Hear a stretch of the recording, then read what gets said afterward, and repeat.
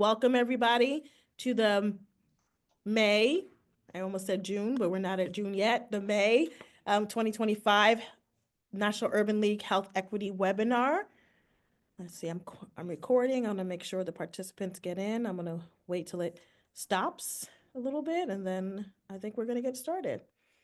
So I think we're going to get started. More people will join as we get through because I want to respect people's time. So welcome everybody. I'm Lydia Isaac. I'm the Vice President for Health Equity and Policy here at the National Urban League. And I'm really excited this month to do our webinar on food justice with two very distinguished guests that we have with us. So we have Joel Berg, who is the CEO of Hunger Free America. And we have Melanie Hall, who is the Chief Strategy Officer for she'll say Chief Research and Innovation Officer. Sorry, Chief Research and Innovation. I got her title wrong. Sorry, Melanie. For Feeding America, and we're here to talk about food justice. What's happening currently in the world around these issues? How we can support our communities who are facing food insecurity issues, and thinking about innovative models on how we can make sure that everyone has access to the food that they need to live the life that they need. So I am going to actually have, as I already messed up Melanie, and I apologize, his title, I'm going to have both Joel and Melanie introduce themselves, and then we'll get started with our questions. So Joel, do you want to start? Hi, I'm Joel Berg. I'm CEO of Hunger Free America. We're a nationwide anti-hunger advocacy and direct service group. I've been with the organization. This June 16th will be 24 years, but who's counting? We started as the New York City Coalition Against Hunger, and we expanded across the nation. I've published 2 books, one on hunger in America, one on American politics more broadly, but I'm probably best known for having once been on The Daily Show and be labeled Mr. Frowny Pants, an appellation I'm very proud of. Excellent. My name is Melanie Hall. I'm the Chief Research and Innovation Officer for Feeding America. We are a network of food banks, 200 food banks, 21 state food bank associations that work with over 60,000 food pantries that reach every county, borough, and parish in the nation. And it really is a national network with local customization. Each food bank really tries to evolve and grow to the needs of the community, so that we're able to provide resources so that people have eventually what they need to purchase their own food and not have to come to a food pantry. I am a dietitian and actually not a trained researcher. I really came into it as a means to an end. I started with the National 5-A-Day African American campaign early in my career, and just saw really a need on how to improve public health programming with a better understanding of the data, more accurate access to what is working, what is not working. I transitioned into the private sector, working for a Kellogg company in order to create and deliver their national partnership strategy with the WIC program. And that is where I was suddenly blessed with a very, very talented research team that knew nothing about WIC families. And so suddenly I was put in this position of creating research agendas and plans to really help build a body of knowledge so we can understand how to partner and serve communities that didn't have the resources that they needed to thrive. And then with time, transitioned over to Feeding America. I'm actually at the end of my first year here. Melanie, I actually remember when they were looking for your position and you got hired, and I was really excited to see that they hired you. So excited to see what also you have in your future. So let's start this question off with, Joel, the title of your organization is Hunger Free America. We live in the richest country in the world, with access, you would say, to all the food that we need. Why are people still hungry? We're still hungry because our political system and economy are failing in fundamental ways. And it's an economic justice issue, it's a racial justice issue, it's a gender justice issue, it's an environmental issue. As many people watching are aware, Dr. King said just a few days before he was assassinated in Memphis, what much does it profit a man to be able to eat at an integrated lunch counter if he can't afford a hamburger and a cup of coffee? And I think that really says it all. The largest number of Americans who are food insecure are white, but it's also important to note that African American and Hispanic households have food insecurity rates double the national average.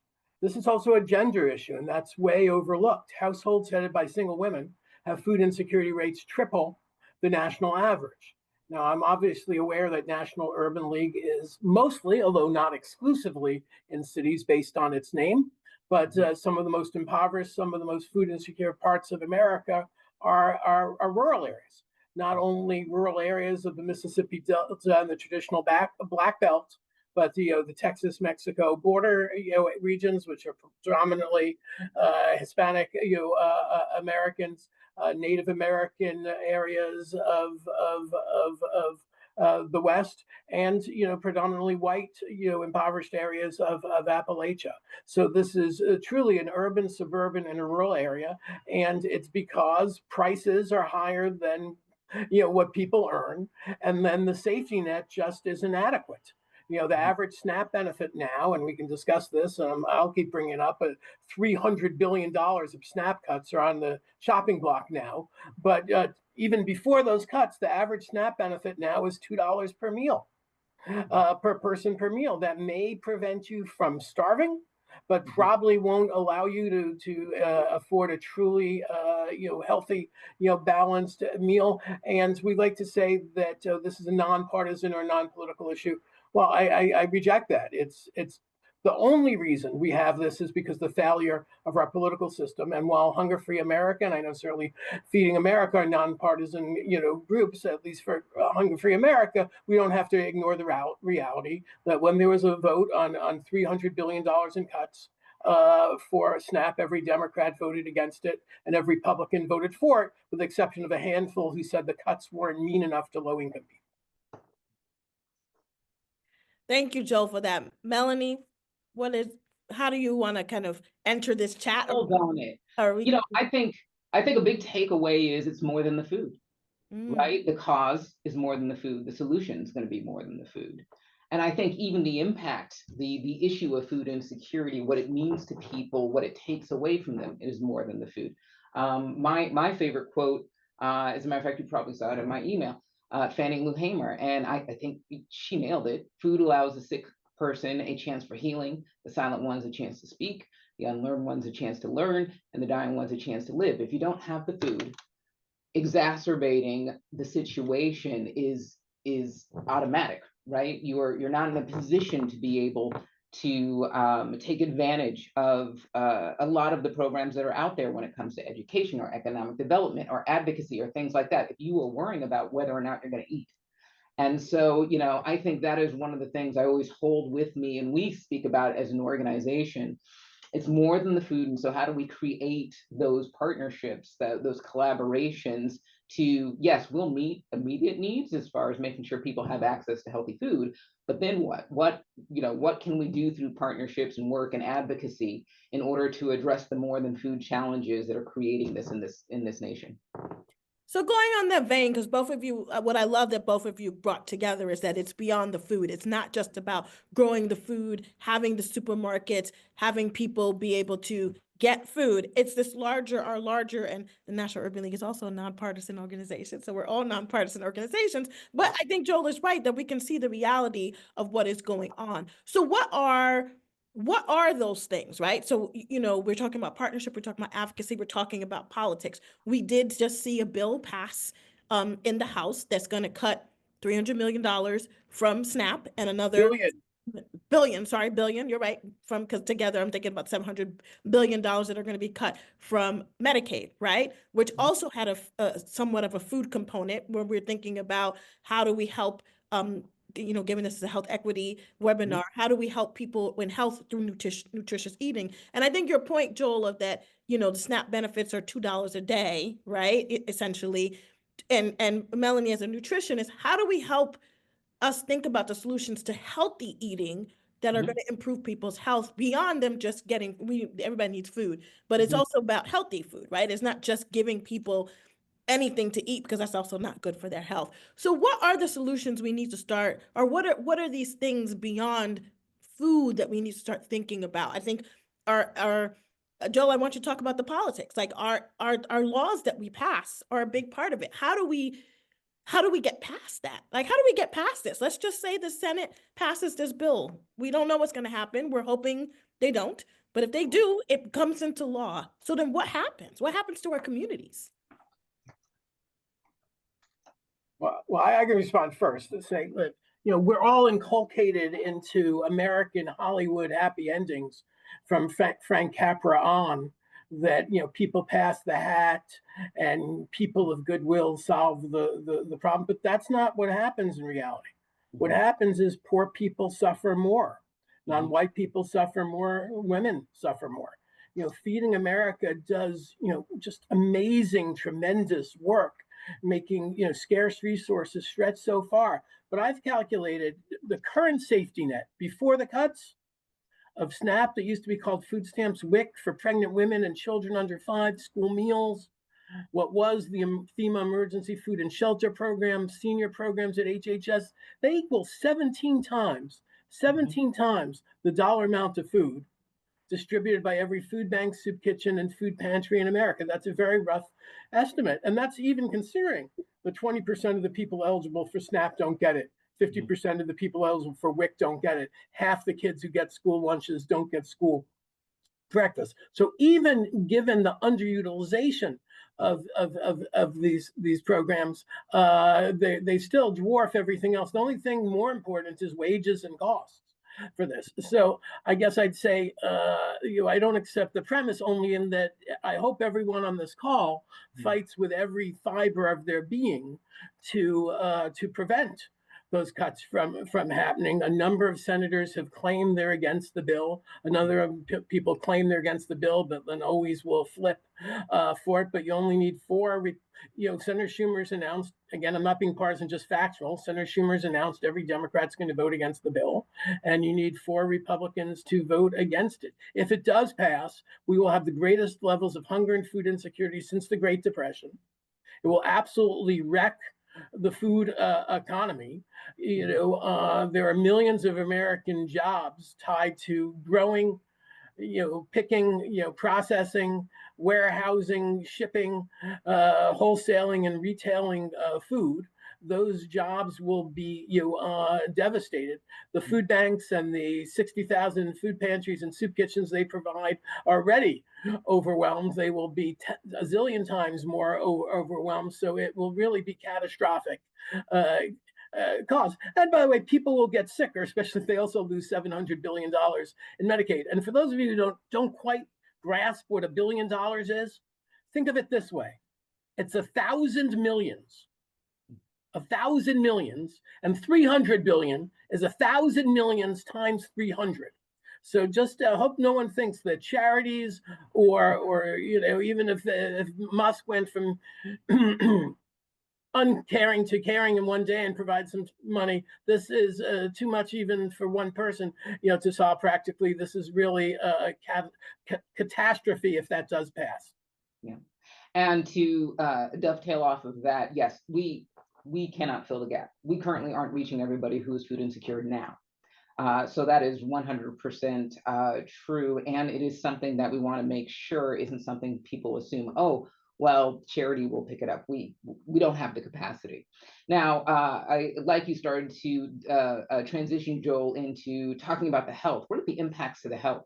So let's set Medicaid aside. Let's not even talk about that for a minute. If we're just talking about increased rates of food insecurity, we know just being food insecure has an impact on health, because you were trying to stretch every dollar and you were making choices that are not focused on the nutrition that you need, but focused on avoiding hunger, avoiding starvation. Being food insecure increases your rates of chronic disease because of those impossible choices you then have to make. You are 2 times more likely to have diabetes if you are food insecure. And then if we think beyond that into the impact to everyone, I like to always stress that when we think about food insecurity and we think about what we see when it comes to hunger in America, this is not about a cause du jour or a moral crisis. Yes, it is a moral crisis, but this is a public health issue. This is a public health crisis. And so people who are food insecure on average, almost $2,000 a year more has to be spent on health, even if they don't get chronic disease, right? For a variety of reasons. You're more likely to be hospitalized. You're more likely to have to go to the emergency room. If you are hospitalized, you're more likely to spend longer in the hospital than someone who went in and was food insecure and had the foundations of a good diet and good health. And on top of that, increased chances of chronic disease. You add all that up, and we're at about $77 billion a year is spent on healthcare as a result of food insecurity by itself. Just people who are food insecure and those additional costs that come because of what it means to your health. So when we think about then what is happening, what might happen if those cuts happen, you have an increase in food security, those impacts to healthcare, to the economy, are going to be significant. Those are going to be very meaningful. And again, this is without even starting to talk about what happens if people cannot participate in Medicaid anymore. So I think that's an important thing we don't talk about often enough. And I think with the focus on chronic disease with this administration, there is a conversation to be had about if we are going to recognize that chronic disease is a public health crisis, and it is. Let's recognize the role that food insecurity has in that crisis and what opportunities we have in order to address that through something as simple as giving someone access to the nutritious food they need to thrive. I really love that, Melanie. Thank you for that. That's a really wonderful point. And I just realized we also have just been using these terms. And so I do want to take a little bit of time to define. So this is called the food justice webinar, but we've used food insecurity, we've used food justice. What do those words mean? And why is important the terminology that we use? And you know, Joel, for example, your organization is called Hunger Free America, right? So what was the choice behind that name? And let's talk about the terminology and why it's so important. Want to go first, Melanie? Oh, go for it. So the term food insecurity was originally developed in the international context and was applied to the United States in the late 1990s. And I should have mentioned my bio. I worked for the U.S. Secretary of Agriculture for 8 years, first for Secretary Espy and then for Secretary Glickman, who's now the chair of our board of directors. And you know, food insecurity is a wonkish term.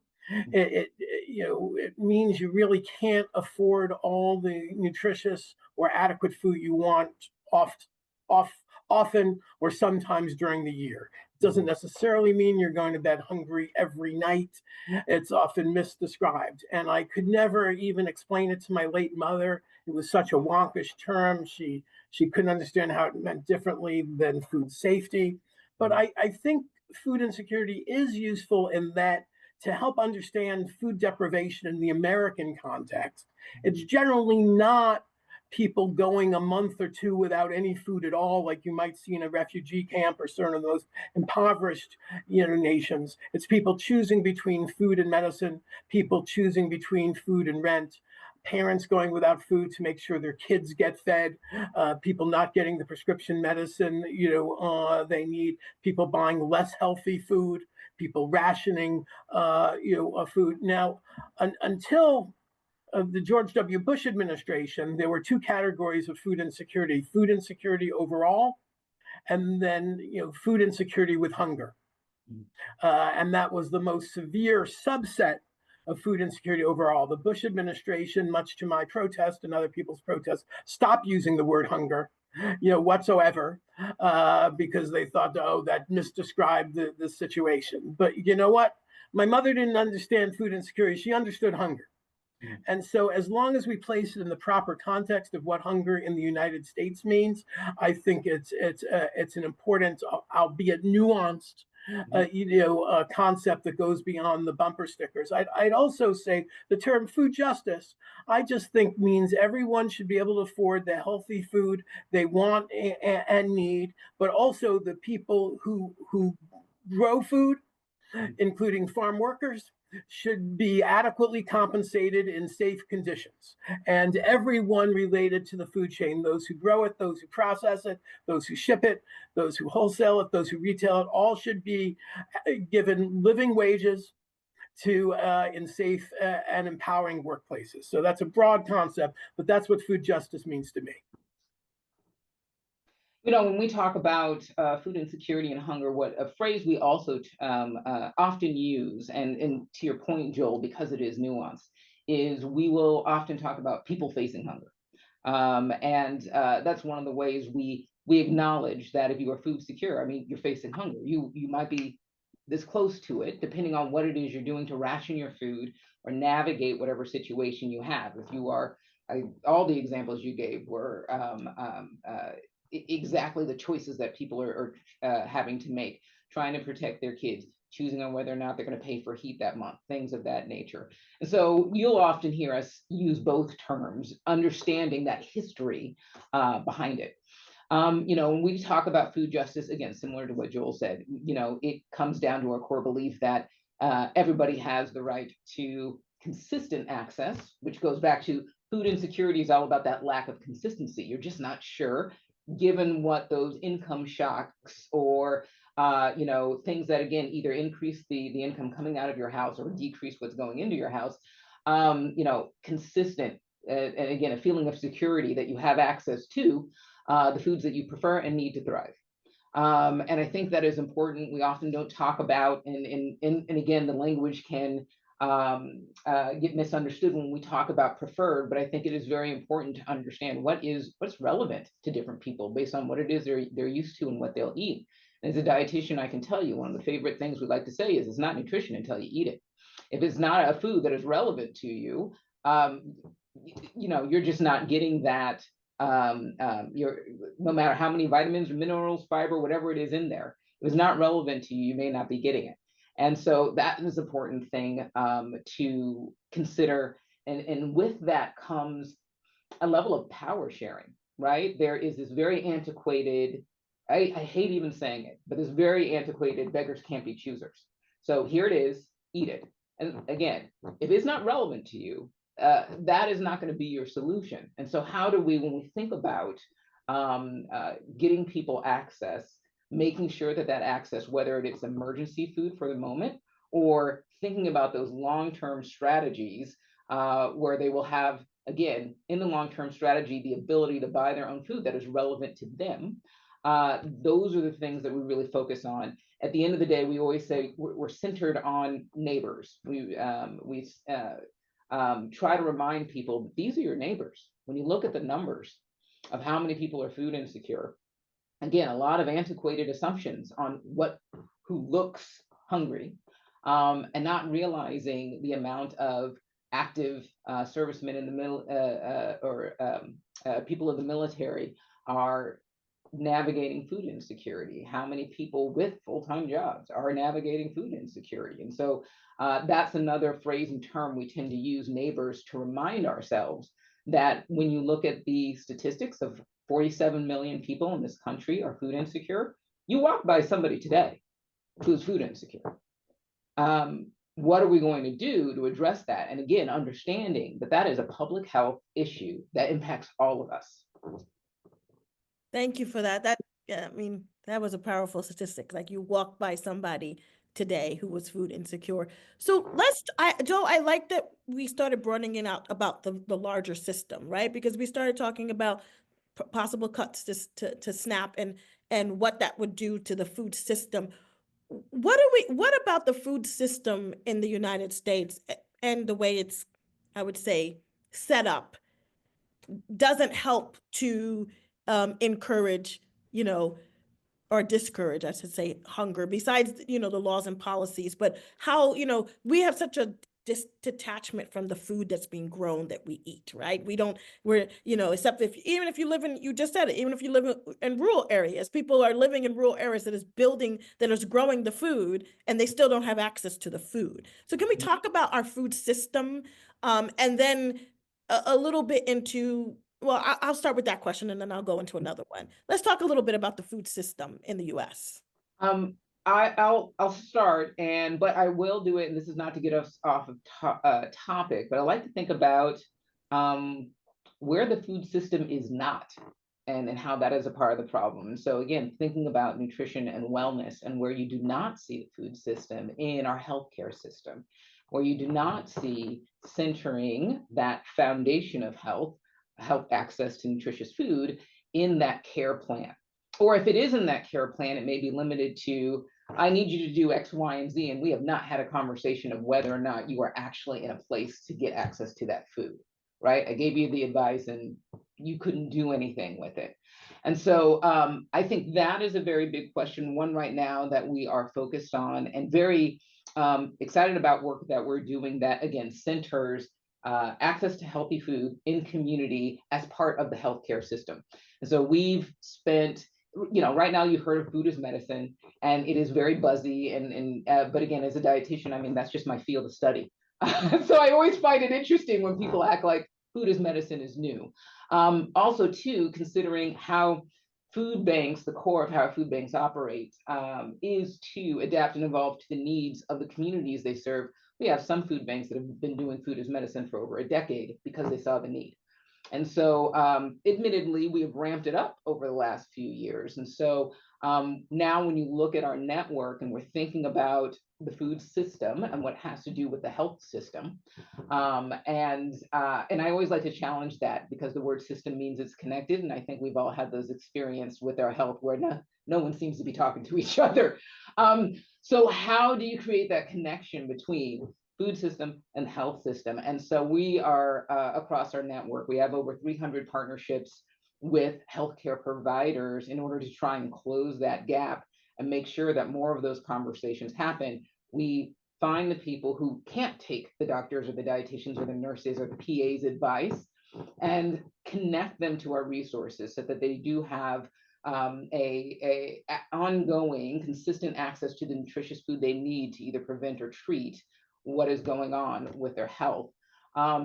Across our network of food banks, almost 60 dietitians and over 200 dedicated nutrition staff, and a lot of a significant increase in the food that we are buying so that we can know that we have specific foods on hand to meet what is being advised or recommended or really prescribed by the healthcare system when we have people referred to our food banks. So I think that is a really big thing for us to wrap our head around. The traditional conversations about how the food system is set up, very relevant. Yes, let's have it, but let's also make sure we ask that question about where is the food system missing, where it needs to be, because when we think about health, that's what we call a driver of food insecurity, a condition that keeps the problem in place. If you are dealing with chronic diseases, or again, if it's a result of food insecurity, these challenges that impact how you can show up at work, that impact how you can show up at school, that impact, again, your ability and your bandwidth to advocate and things of that nature, that, again, keeping the problem in place. And that's where we need to see the food system in order to help, as we sometimes refer to it, shortening the line, with that goal of someday ending the line and people not needing our services anymore. Appreciate that. And you're so right. Food as medicine is not a new concept. There's a famous ancient Chinese physician who said the first thing you should ask your patient is, what have they eaten? Mm-hmm. I'm pitching an alternative name for food as medicine: food for joy and health. Mm-hmm. I think food as medicine seems so punitive. You apply medicine after someone's sick. It makes it sound like it's a miserable thing you just have to do, like, drinking your castor oil, to date myself. But in any case, I think a few things about our food system. First, I'll say a few positive things about our food system. Until recently, it delivered food relatively cheaply. Compared to most industrialized Western nations, food was a smaller cost of the cost of living relative to housing and healthcare and childcare and transportation than other things. So cheaper food is good for low-income people, number one. Number two, being able to eat citrus fruit in February is positive. And I push back against my friends who think, oh, we should all be able to grow all our food locally. No, that is not the modern world. That is not healthy. That is not realistic, particularly for people who don't live, in Southern California or Southern Florida or Southern Texas. We have an international food system, but has some benefits, including getting certain healthier fruits and vegetables off season. That being said, the flip side of the low prices are low wages, abysmally low poverty wages for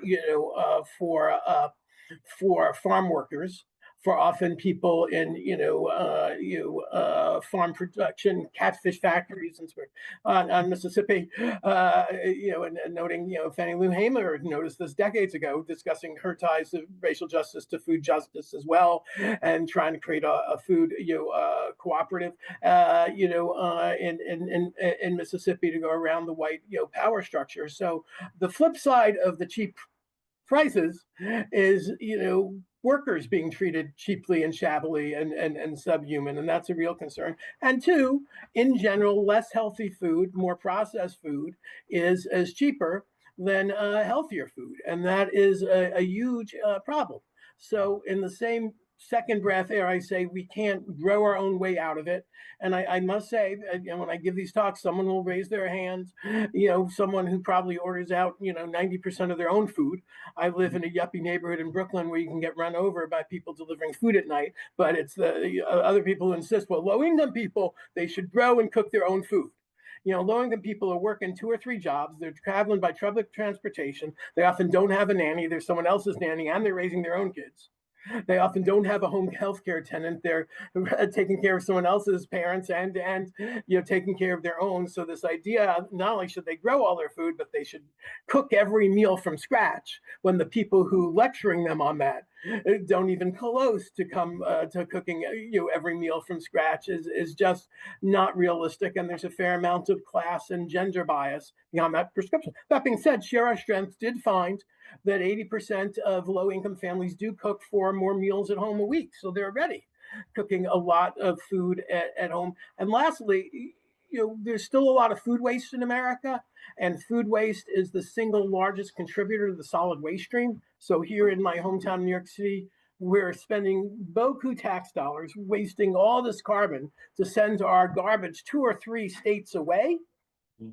And so that's horrible for the environment. We should definitely reduce food waste, but we don't have to bog down to the details of it now, but Feeding America and its food rescue affiliates and others do an incredible job of capturing the food that is edible for humans and is economical. And one of the secrets of this world is, if it's a small enough amount of food and far enough away, it's actually cheaper to buy new food than to pick up used food. And so just reducing food waste won't end hunger in America.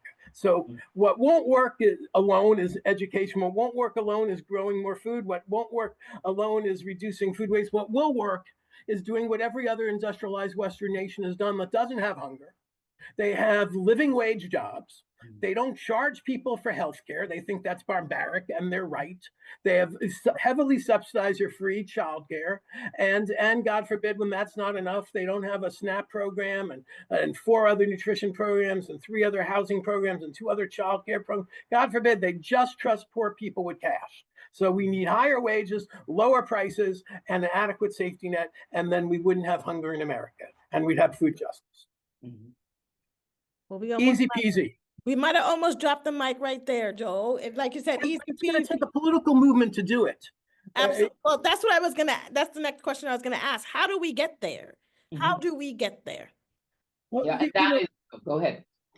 One of the things that's not well understood about the Poor People's Movement of Dr. King originally, and then carried on by Reverend Abernathy and Coretta Scott King after he was assassinated, that one of their central demands was the creation of a modern nutrition assistance program. Southern segregationists really denied food aid based on counties, based on activists like Fannie Lou Hamer taking away their food, and food wasn't guaranteed in every county. And the SNAP program, the food stamps program, used to be a discount coupon program, so you had to pay for the coupons originally, so the poorest of the poor couldn't afford it. And so one of the central demands of the Poor People's Movement was the creation of the modern nutrition assistance safety net. And we're told that, oh, Dr. King was assassinated, the movement went away. That's not quite true. They kept on, and they actually were quite successful in pressuring Richard Nixon to go from opposing these programs to embracing a more robust safety net. And they forced a bipartisan coalition in Congress to create the modern nutrition assistance safety net. And by the late 1970s, we almost entirely ended hunger in America. We almost entirely ended hunger in America because the social movement forced our government to do more of the right thing. And starting in the Reagan era, that bipartisan support for stronger safety net and living wage jobs went away. And so our greatest opposition isn't conservatives, It's hopelessness. And people wanting us to think nothing matters, nothing works. We just have to accept a $300 billion cut to pay for tax cuts for the billionaires. And by the way, Steve Ratner, a mainstream economics, guy, wealthy investor himself, posted a chart on Morning Joe, and he showed you could eliminate all the SNAP and Medicaid cuts simply by no longer giving additional tax cuts to people who make over $500,000 a year. Mm. So we need a new social movement, and not just based in DC. We need people around the country contacting their senators saying hell no, or heck no, if you are religious. Melanie. Absolutely. My only build there is, advocacy is a very strong tool. When we think about, again, what are those causes? What are those drivers of why food insecurity or hunger is happening in the United States? The solution to those are creating the policies that eliminate those things, take away the barriers, take away the situation where you cannot make enough money in order to afford the food that you need. Like, all of that happens through policy. Joel had spoken to it earlier as far as how large, how many meals provided, or in dollars, that government programs provide compared to what Feeding America does. Another stat we often use is for every meal that we can put out there, SNAP can do 9. So when you think about not only the fact that we can't close the gap of some of these policy changes that are being suggested, the solution is also going to be possible through policy, where we wouldn't be able to achieve a solution through food banking alone, because we need those ways to get deeper than the food, get beyond the food, and understand how we actually addressing these causes and these drivers, and that is through policy.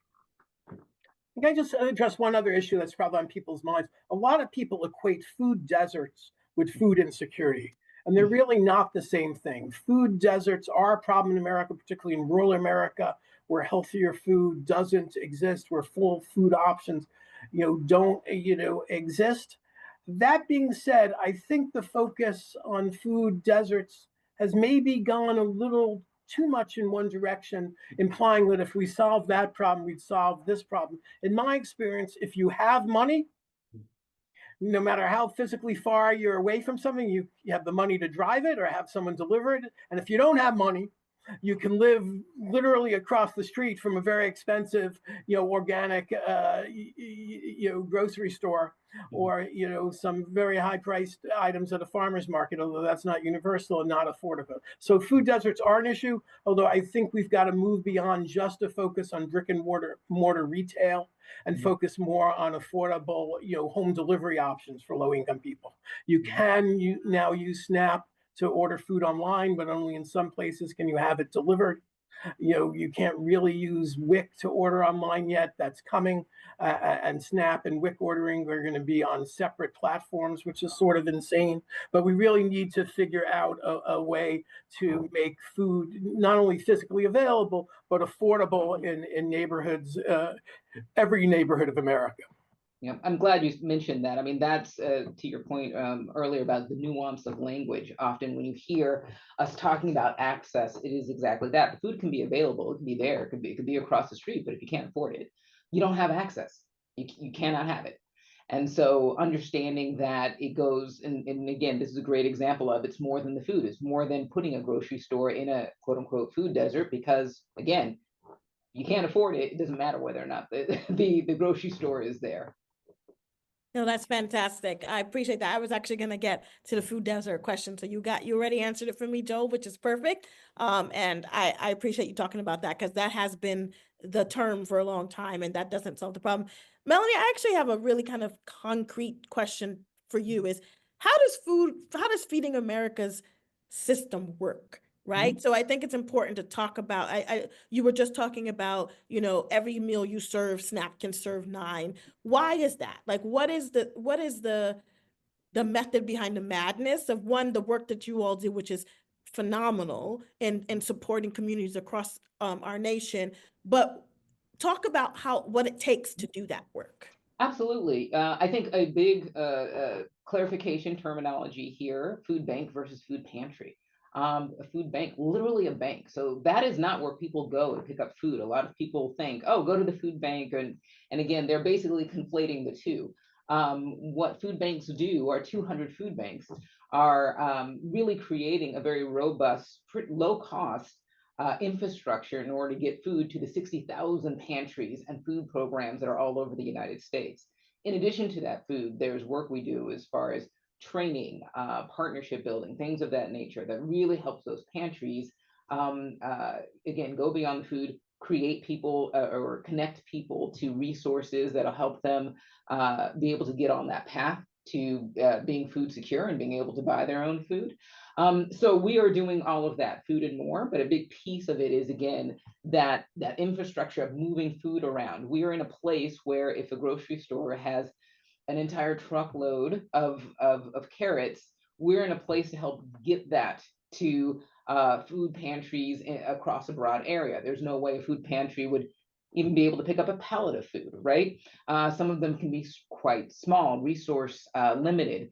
Food banks, you have the refrigeration, you have trained staff, we have guidelines and standards on what is required to be a Feeding America food bank to make sure that health and safety standards are met. So that is really, we're behind the scenes really fueling and supporting the food pantries that are in community, listening to those food pantries, listening to the people who get food from those food pantries and saying, what do you need? And as the example I gave earlier, it's part of why some of our food banks have created health partnerships that are older than 10 years. When they saw enough neighbors saying, you know, we're challenged with not having foods for someone who is diabetic, or my doctor told me I needed X, Y, and Z. Like, you know, you get to a point where you say, well, what are we going to do about it?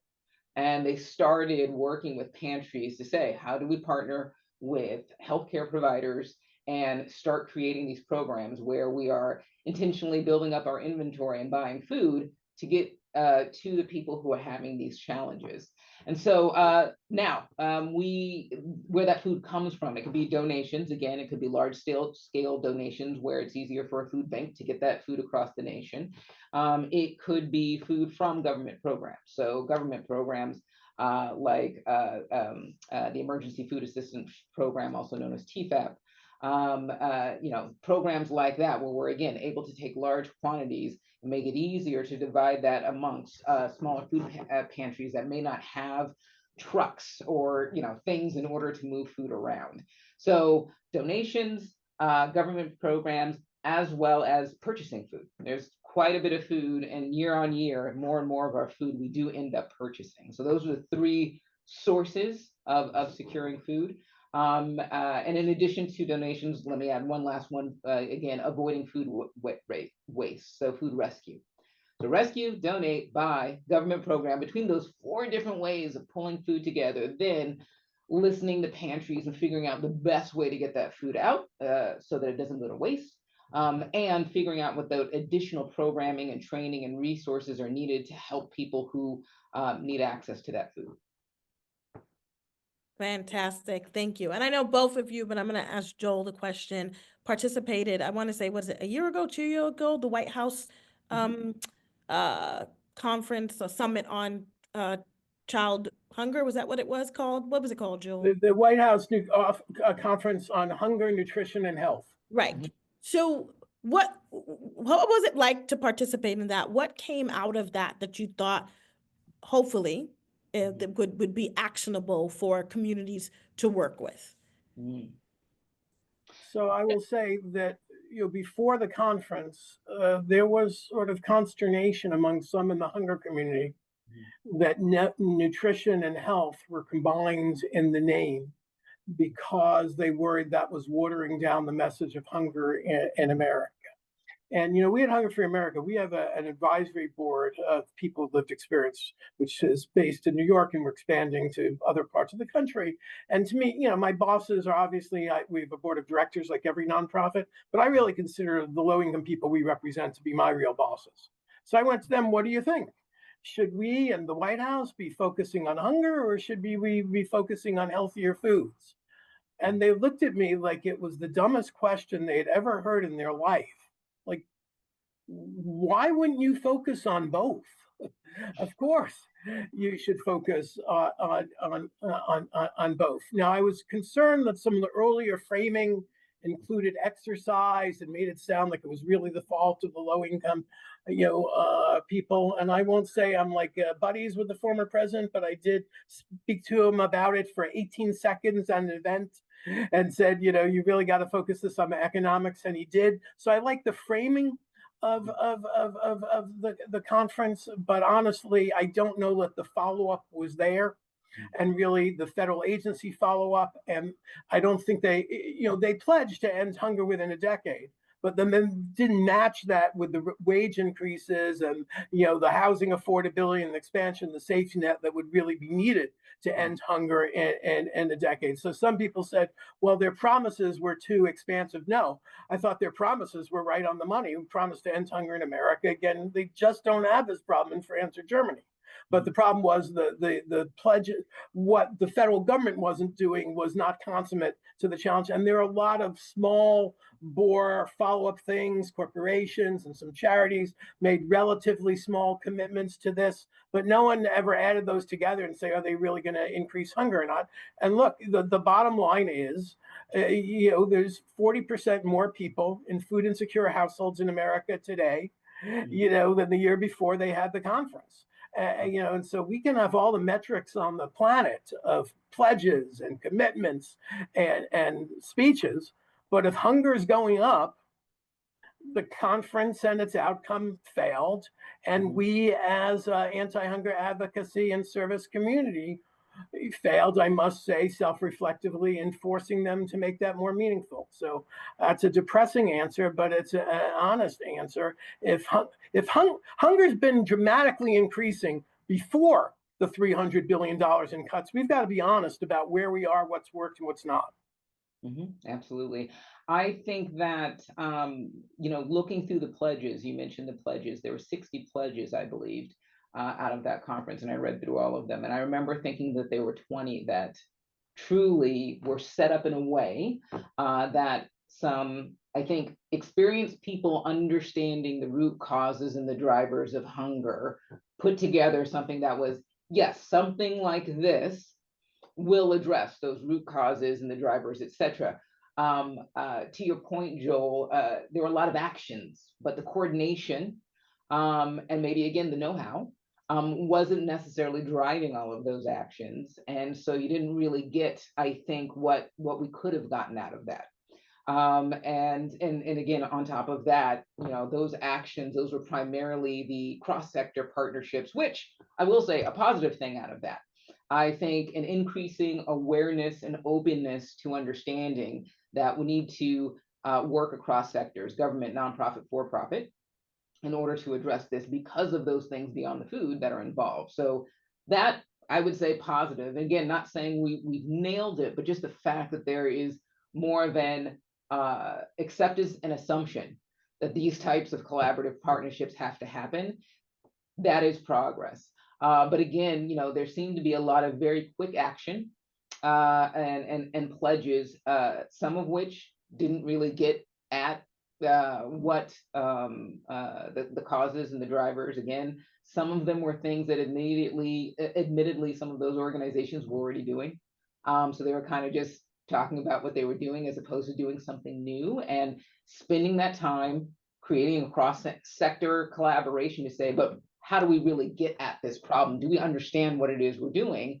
Or are we, really excited and just putting out there an effort that isn't going to gain the synergy that is needed to make an impact?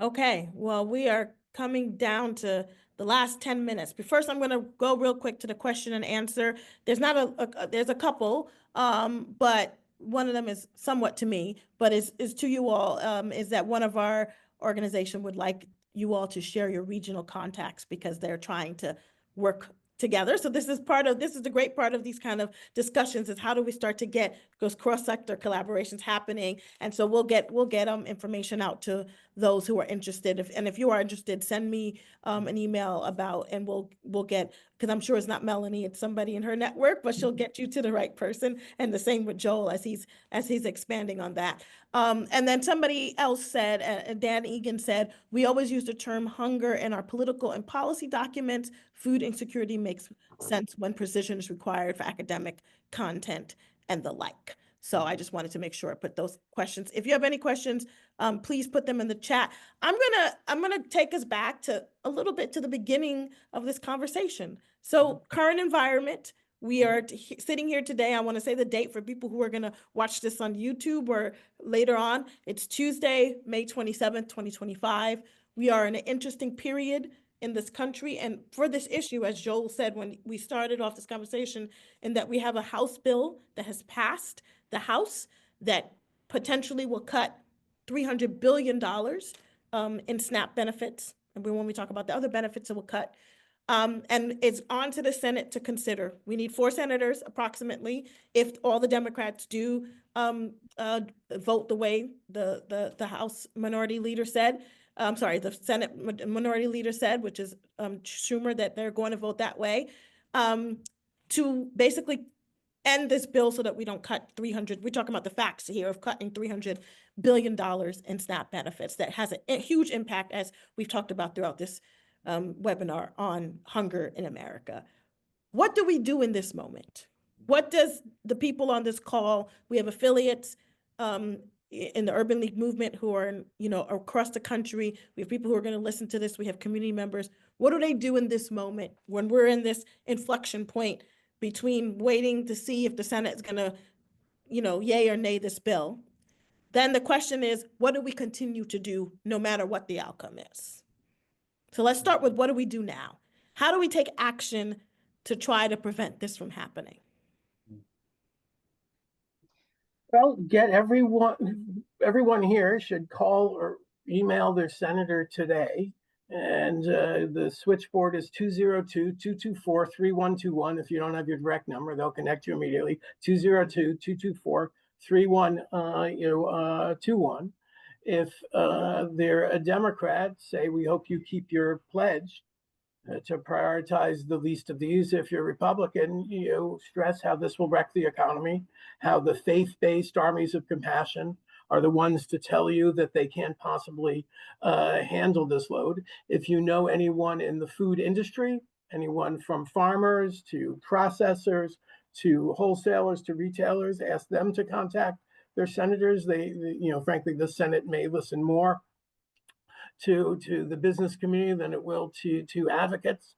Should you know any ministers or rabbis or imams or reverends, have them contact the elected officials, or their Catholic Charities or Episcopal Social Services, have them contact their senators. We need a full court press of every possible constituency group, from local farmers markets to shoppers, to say no to these cuts. So I think we need a really powerful grassroots response, particularly in states like Maine, Alaska, North Carolina, Missouri, where the senators, Wisconsin, have expressed some concern about this. Although the senator from Wisconsin said his top concern is the cuts aren't enough. Mm-hmm. Mm-hmm. Building on that, because we set the stage for this in the conversation, the biggest impact you can have on this is policy. So what we do in the moment and what we do moving forward is find those ways to be advocates. And, how do we make sure that the conversation, as I mentioned earlier, doesn't get relegated to, this is the cause du jour, this is, you focus on hunger, I care about this other cause, no. Public health crisis that impacts all of us, that impacts our economy, and speaking about it with that understanding and that lens, helping to have some conversations with those that can do something about it on the policy side. And I will add to both of you and to Joel's that if you live in a state in which it actually doesn't matter Democrat or Republican right now. If you live in a state, whoever your senator is, they are your senator, whether you voted for them or not. And I always want to stress this to people. They're like, well, I didn't vote for him, so I can't call him. No. When he won the election, our system, he or she, won the election, our system says that they serve the whole state. They serve everybody. That means that they have to serve you because you are their constituents. And so I would say, I agree, call all of them, whether you voted for them or not, because they are for, this is a system for the people. We were, so the people should be able to hear their voice. And I do think we talk about this all the time in these webinars, that voting does matter, but we're a little bit beyond, well, their votes matter right now in the Senate. But we need to make our thoughts and our wishes heard, because we have to hold our elected officials accountable for the action that they take, because they're doing it on our behalf. We elected them to work on our behalf. And if we continue to remember that, whether it's one that we voted for or not, they still are incumbent to us. They still owe us an answer to the way they vote. And so I appreciate you, Joel, saying, get everybody to call. Here we've been doing actions and coalitions, with lots of coalitions where we're writing letters, we're calling, we're meeting with elected officials to say, hey, this is how this is going to impact our communities. This is really important. You have to listen to us.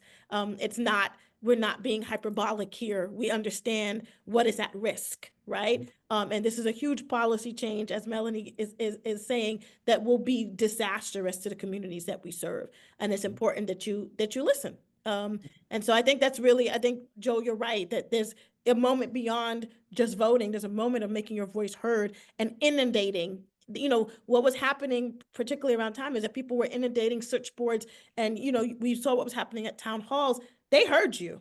When this happens, you're being heard. So I think this is really important for advocacy. I think there is one more question, so I want to just make sure I have it.